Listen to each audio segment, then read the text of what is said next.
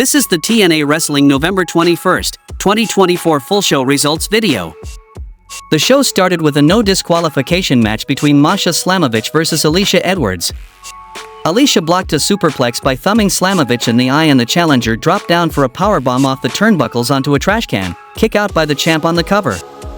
In the end, Masha hit Alicia with a kendo stick, then a package piledriver to defeat Alicia Edwards by pinfall. Post-match, Tasha Steelz attacked Slamovich, but Jordynne Grace arrived for the save.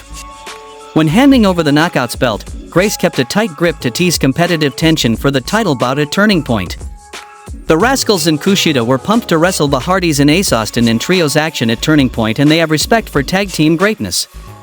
The next match happened between Jody Threat vs Ash by Elegance. Threat was rocking offense when Heather entered the ring to distract the referee.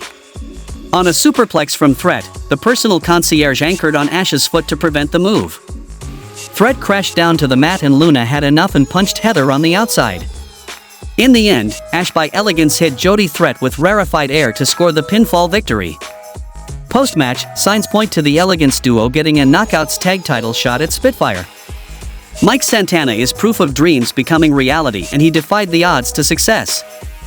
Frankie Kazarian arrived to speak. Santana has no problem cracking Kazarian over the head with the Collier Shot trophy. Kazarian would love to oblige a fight, but he has business with Rhino first. At Turning Point, neither have a match, and Santana requested a singles bout for Santino Marella to book. The next match happened between Frankie Kazarian vs Rhino, and the result of this match was Frankie Kazarian defeated Rhino when Frankie Kazarian stepped out of the way of Rhino's gore and then rolled him up with a foot on the ropes to score the pinfall victory.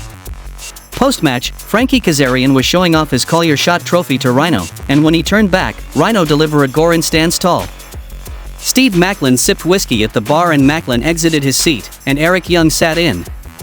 Macklin was on the road to the motel and sat on the bed contemplating his military past. The musical vignette continued with flashbacks in his mind, and Eric Young was a detective questioning Macklin. This scene is too complicated for a simple summary, and it was like a PTSD dream about trust, and Young knocked on the motel door to wake Macklin.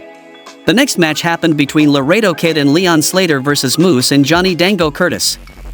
Slater hit a dive outside on Moose, but Dango dodged the Swanton 450. In the end, Slater quickly recovered to scoop a fancy roll-up on Dango for victory. Afterward, Dango and Moose attacked Slater on a powerbomb and a flying leg drop, and Laredo made the save with a steel chair to clean house.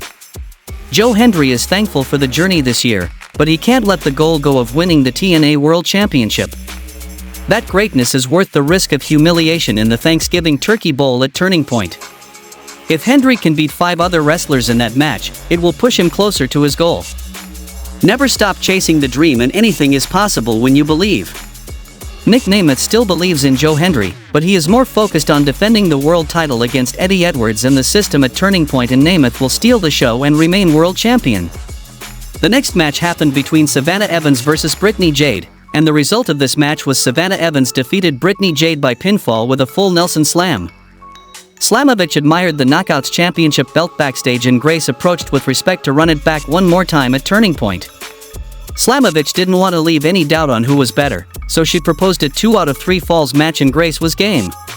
In the main event of the show, we saw a match between Trent Seven, Alexander Hammerstone, and Jake Something vs Matt Hardy, Jeff Hardy, and Ace Austin. The heroes deleted the villains on a triple twist of fate, but Trent kicked out of the cover.